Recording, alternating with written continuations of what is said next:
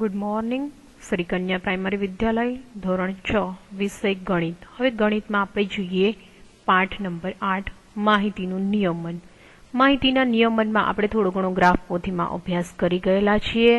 હાલ આપણે ત્યાં બાકી રહેલ આલેખ નંબર 6 સ્વાધ્યાય 9.1 નો દાખલો પહેલો છે, તેમાં આપણે અભ્યાસ કરવા જઈ રહ્યા છીએ. તો જોઈએ પહેલો દાખલો. ગણિતની એક કસોટીમાં 40 વિદ્યાર્થીઓએ મેળવેલા ગુણ નીચે પ્રમાણે છે. આવૃત્તિ ચિહ્નનો ઉપયોગ કરી અને આ ગુણ છે કોષ્ટકમાં દર્શાવવાના કીધેલા છે. તો આપણે કોષ્ટકમાં દર્શાવશું કે કોને કોને કયા કયા વિદ્યાર્થીઓએ કેટલા કેટલા ગુણ મેળવેલા છે.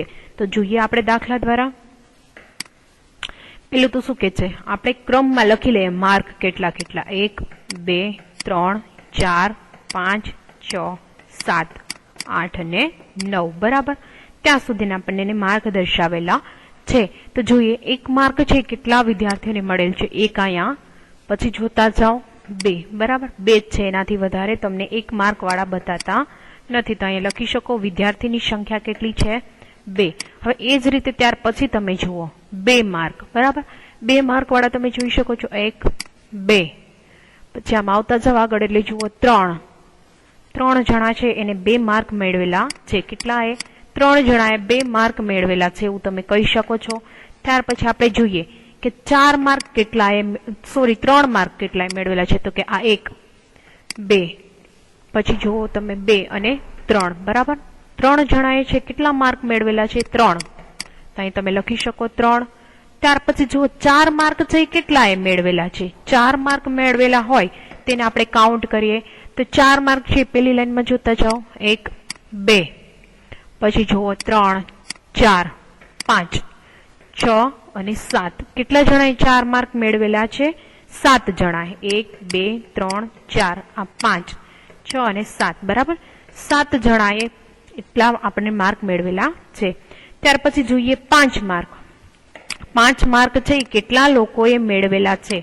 5 માર્ક છે જોઈએ આ 1 2 3 4 બરાબર 4. ત્યાર પછી જોઈએ 5 કેટલા 5 અને ત્યાર પછી હવે જુઓ ક્યાંય તમને દેખાય છે તો એક અહીંયા રહી જાય છે બરાબર, એટલે 6 જણાએ 5 માર્ક મેળવેલા છે. કેટલાએ મેળવેલા છે 6 જણાએ 5 માર્ક મેળવેલા છે. ત્યાર પછી આપણે જોઈએ 6 માર્ક છે કેટલાએ મેળવેલા છે. તો 6 માર્ક તમે ઉપરથી કાઉન્ટ કરતા જાઓ 1, પછીની લાઈનમાં જુઓ 2, પછી જોઈ શકો છો 3 4 5 6 7. કેટલા જણાએ મેળવેલા છે 6 માર્ક. તો કે 7 જણાએ બરાબર.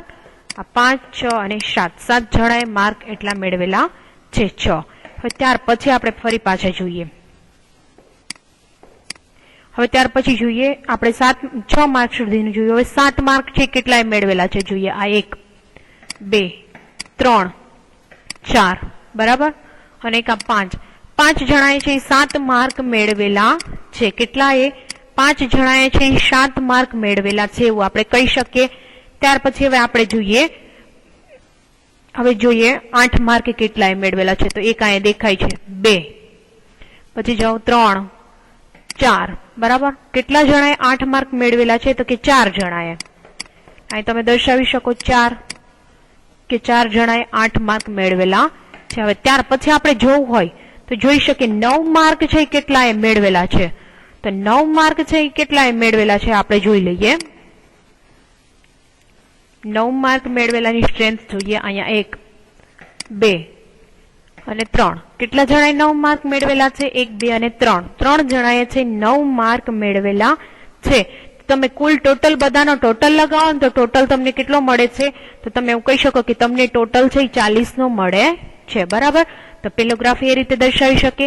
પછી જોઈએ કેટલા વિદ્યાર્થીઓએ 7 કે 7 થી વધુ ગુણ મેળવ્યા છે. તો તમે કહી શકો 7 કે 7 થી વધારે ગુણ મેળવનાર કેટલા. તો આપણે જોઈ શકીએ 7 થી વધારે કેટલાએ ગુણ મેળવ્યા છે. એટલે 7 થી નીચે પેલા તો 7 કેટલાએ મેળવ્યા. તો કે 5 જણાએ. પછી 8 માર્ક છે કેટલાએ મેળવ્યા. તો કે 4. અને 9 માર્ક કેટલાએ મેળવ્યા. તો કે 3. તો કુલ ટોટલ કરીને કહી શકો કેટલાએ મેળવ્યા. તો કે 12 જણાએ. અને બીજામાં શું કે છે 4 થી ઓછા ગુણ કેટલાએ મેળવા એવા વિદ્યાર્થીઓ. તો પેલા 4 ગુણ કેટલાએ મેળવા છે. તો કે 4 થી ઓછા એટલે 3 ગુણ કેટલાએ મેળવા. તો કે 3. 2 માર્ક કેટલાએ મેળવા તો કે 3 અને 1 માર્ક કેટલાએ મેળવા તો કે 2 એટલે કુલ ટોટલ આપણે કેટલા કહી શકીએ 8 જણા છે. ત્યાર પછીનો આપણે જોઈએ આલેખ નંબર 7 સ્વાધ્યાય 9.1 નો દાખલો બીજો છે જોવાનો છે શ્રેણી. બરાબર શું કે છે 6 ના 30 વિદ્યાર્થીઓની મીઠાઈની પસંદગી નીચે પ્રમાણે છે. હવે શું કે છે લાડુ બરફી પછી આ જલેબી ને તમને બધી અલગ અલગ આપેલી છે. અલગ અલગ મીઠાઈ છે. કોને કોને કેટલી કેટલી મીઠાઈ ખાધી છે એ આપણે આવૃત્તિ જોવાની છે. તો ચાલો આપણે પેલા લાડુ થી જોઈએ. 1 જોઈ શકો છો 2 3 4 5 પછી જુઓ 6 7 8 9 9 અને 1 10 અને 11. બરાબર હવે 11 જણા આપણે જોઈ શકીએ છીએ કે લાડુ ખાધેલા છે એટલે 11 ને તમારે દર્શાવવા હોય 5 ફરી પાછા કરો એટલે 5 અને આ 1 એટલે કેટલા વિદ્યાર્થીઓની સંખ્યા છે કે જેને લાડુ ખાધા તો કે 11 જણાએ લાડુ ખાધેલા છે એવું આપણે દર્શાવી શકીએ છીએ. ત્યાર પછી જોઈએ બરફી કેટલાએ ખાધી 1 પછી જતા જાઓ 2 પછી જુઓ આગળ બરફી કેટલાય 2 3 બરાબર 3 બરફી ખાધી. તો હવે કેટલાય બરફી ખાધેલી છે તો ઓનલી 3 બરફી ખાધેલી છે તો આપણે કાઉન્ટ કરી અને લખી શકીએ છીએ કે 3 લોકોએ બરફી ખાધેલી છે. હવે ત્યાર પછીની આપણે સંખ્યા જોવાની છે કે ત્યાર પછી શું આપેલું છે જલેબી. જલેબી કેટલાય ખાધેલી છે 1 2 3 4 5 પછી જોતા જાઓ 6 અને 7. કેટલા લોકોએ જલેબી ખાધેલી છે તો કે 7 લોકોએ. તો દર્શાવવું હોય તો 5 6 અને 7 બરાબર આ રીતે દર્શાવી શકાય કે 7 લોકોએ જલેબી ખાધેલી છે. ત્યાર પછી તમને શું આપેલું છે રસગુલ્લા. તો રસગુલ્લા કેટલાએ ખાધેલા છે આપણે જોવાનું છે. ચાલો જોઈ લઈએ રસગુલ્લા 1 2 3 4 5 6 અને 7 7 અને 8 અને 9 9 જણાએ રસગુલ્લા ખાધેલા છે. આ 5 6 7 8 અને 9 9 જણાએ રસગુલ્લા ખાધેલા છે. આ રીતે આપણે અહીંયા સુધી દર્શાવી શકીએ. હવે આપણે એમાં જોઈએ તેમ કે છે કે કઈ મીઠાઈ વિદ્યાર્થીઓને સૌથી વધારે પસંદ છે. બરાબર તો કઈ મીઠાઈ છે સૌથી વધારે પસંદ છે એ આપણે જોઈ શકીએ કે કઈ મીઠાઈ છે સૌથી વધારે વિદ્યાર્થીઓને ભાવેલી છે. તો કઈ મીઠાઈ સૌથી વધારે ભાવેલી હતી તો કે લાડુ. કઈ ભાવેલી હતી તો કે લાડુ છે એ બધા વિદ્યાર્થીઓને સૌથી વધારે પસંદ આવેલા હતા. કઈ મીઠાઈ વિદ્યાર્થીઓને સૌથી ઓછી પસંદ આવી તો કે બરફી. કેમ કે બરફી 3 નંગ જ ખવાયેલી હતી. જલેબી કેટલા વિદ્યાર્થીઓને પસંદ આવી તો જલેબી કેટલા વિદ્યાર્થીઓને પસંદ આવી હતી તો કે 7 વિદ્યાર્થીઓને જલેબી પસંદ આવી હતી એવું આપણે કહી શકીએ. હવે જોઈએ ત્યાર પછીનો આપણે દાખલામાં જોઈએ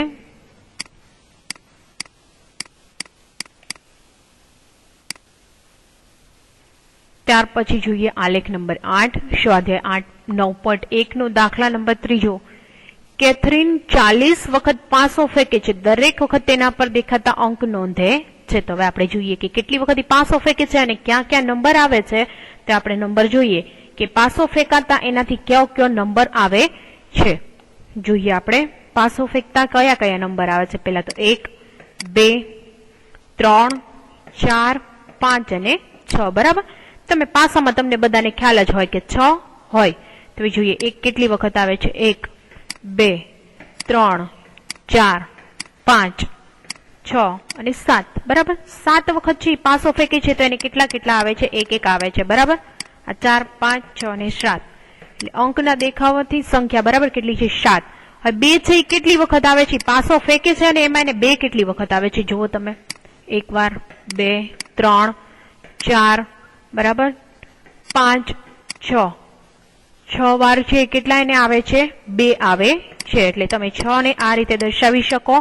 તો અહીંયા આપણે લખી શકો 6 વખત એને 2 2 આવે છે. ત્યાર પછી તમે જોઈ શકો છો 3 છે કેટલી વખત આવે છે 2 વખત 3 4 બરાબર 5 5 અને 5 વખત આવે છે 2. તો અહીં તમે દર્શાવી શકો 5 વખત છે કેટલા આવે છે 2 આવે છે.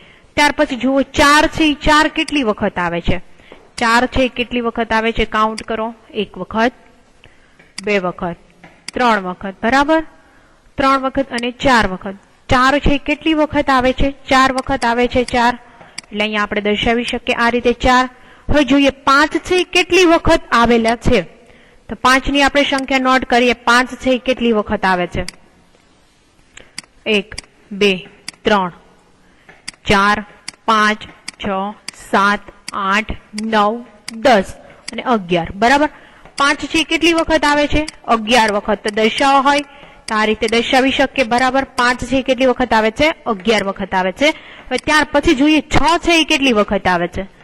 1 2 3 બરાબર, 4 5 6 અને 7. 7 વખત છે 6 આવે છે. બરાબર. 5 6 અને 7 7 વખત છે એ તમારા 6 આવે છે. એટલે કુલ આપણે એવું કહી શકીએ કે કુલ એનો ટોટલ કરો તો 40 તમને પાછા ફરી મળી જાય છે. ત્યાર પછી એનો નીચેના જવાબ લખો. સૌથી નાનો અંક કેટલી વખત દેખાય છે? કયો અંક છે એ સૌથી નાનો અંક છે એ કેટલી વખત દેખાય છે? તો અંક 4 છે એ સૌથી ઓછો દેખાય છે.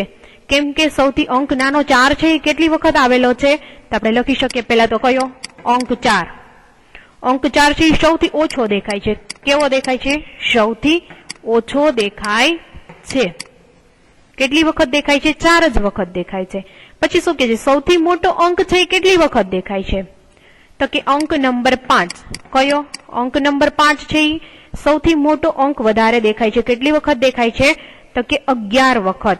અને પછી શું કે છે? સરખી વખત દેખાતા હોય તેવા અંક કયા કયા છે? તો કે અંક 1 અને 6. બરાબર. અંક 1 અને 6 સરખી વખત દેખાય છે. કેટલી વખત દેખાય છે? સરખી વખત. સરખી વખત એટલે કેટલી વખત? તો કે 7 વખત દેખાય છે. આપણે એવું કહી શકીએ કે 7 વખત દેખાય છે. હવે આપણે ત્યાર પછીનો જોઈએ આલેખ નંબર 9, સ્વાધ્યાય 9.1 નો દાખલા નંબર 4 જોવાનો છે. હવે જોઈએ એક ટ્રેક્ટરે તમારે એક જ ટ્રેક્ટર ગણવાનું છે. બરાબર. ગામમાં નીચે 5 ગામના ટ્રેક્ટરોની સંખ્યા દર્શાવેલી છે. બધા અલગ અલગ ગામની આપણે સંખ્યા લીધી છે. કેટલા કેટલા ટ્રેક્ટરો છે જોઈએ. ક્યાં ગામમાં કેટલા ટ્રેક્ટરો આવેલા છે? તો પેલું શું કે છે? ક્યાં ગામમાં સૌથી ઓછી સંખ્યામાં ટ્રેક્ટર છે? તો જોઈ શકો છો કેમાં છે? તો કે ગામ ડી માં. કેમ કે નજર સામે જ આપણને દેખાય આવે છે કે એમાં 3 જ ટ્રેક્ટર છે. બીજું શું કે છે? ક્યાં ગામમાં સૌથી વધારે સંખ્યામાં ટ્રેક્ટર છે? તો જોઈ શકો છો ગામ સી માં. કેમ કે તમને એમનો સીધું તમને ગ્રાફ દેખાય આવે છે કે ગામ સી માં વધારે ટ્રેક્ટર દેખાય છે. કેટલા ટ્રેક્ટર છે સૌથી વધારે? એટલે આપણે કહી શકીએ 8 ટ્રેક્ટર. કેટલા છે? 8 ટ્રેક્ટર છે એવું આપણે કહી શકીએ. ને ગામ ડી માં પણ તમે કહી શકો કે 3 ટ્રેક્ટર છે. ત્યાર પછીનું જોવો સી. સી માં શું કે છે? બી ગામની સરખામણીમાં સી ગામમાં કેટલા ટ્રેક્ટર વધારે છે? બી ગામમાં જો 1 2 3 4 અને 5 કેટલા ટ્રેક્ટર છે? 5. અહીંયા જુઓ 2 2 4 5 6 7 8. તો બી ગામની સરખામણીમાં સી ગામમાં કેટલા ટ્રેક્ટર વધારે છે? તો 8 માંથી શું કરાય? 5 માઇનસ કરાય. શું કરાય? 8 માંથી 5 માઇનસ કરો. શું કરશો? 8 માંથી 5 માઇનસ કરો એટલે કેટલા થશે? 5. એટલે કેટલા વધે? 3. તો કેટલા ટ્રેક્ટર વધારે છે? તો કે 3 ટ્રેક્ટર વધારે છે એવું આપણે કહી શકીએ. આ 5 ગામમાં કુલ કેટલા ટ્રેક્ટરોની સંખ્યા છે? તો પહેલામાં આપણે જોઈએ 6, બીજામાં 5, પછી જોઈએ તો કે 8, 3 અને 6. બરાબર. બધાનો ટોટલ લગાવીએ તો કુલ આખા ગામમાં કેટલા ટ્રેક્ટરોની સંખ્યા છે? તો કે 28 ટ્રેક્ટરોની સંખ્યા આવેલી છે એવું આપણે કહી શકીએ. 28 ટ્રેક્ટરો આવેલા છે. આજના લેક્ચરમાં આપણે અહીંયા સુધીનું રાખશું. બાકીનું આપણે બધું નેક્સ્ટ લેક્ચરમાં જોશું. તમે યોગ્ય રીતે બધું ગ્રાફ પોથીમાં વ્યવસ્થિત લખજો. Thank you.